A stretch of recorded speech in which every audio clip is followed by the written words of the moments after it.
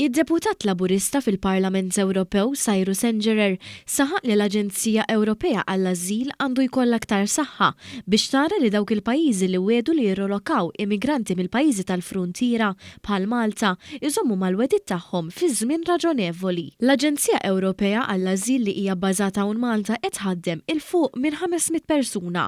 Sengerer enfasizza li r-riżorsi tagħha jridu jiġu miżjuda mill-Kummissjoni Ewropea biex din tkun tista' tlaħħaq mal-mandat u sa li issa għandha. Sajru Sengerer li hu l-uniku Europarlamentari Malti fil-Kumitat Libe li jitratta kull kwistjoni relatata mal-immigrazzjoni kien qed jitkellem fit-tmiem taż-żjara li għamlet l-Aġenzija Ewropea għall-Ażil minn delegazzjoni tal-Parlament Ewropew magħmula minn 3 deputati.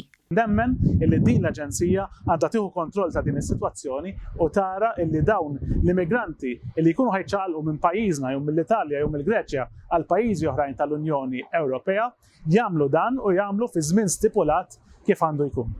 Huwa qal li solidarjetà mhux mandatorja diġà hi ħafna inqas minn dak li nistennew f'Unjoni Ewropea ta' solidarjetà.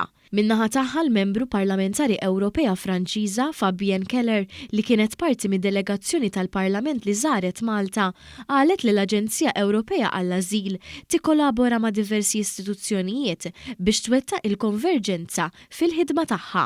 They work very intensively with different networks like judges networks, the people working in courts in all the member states share analysis of individual situation to build this convergence we are seeking in the different European procedures.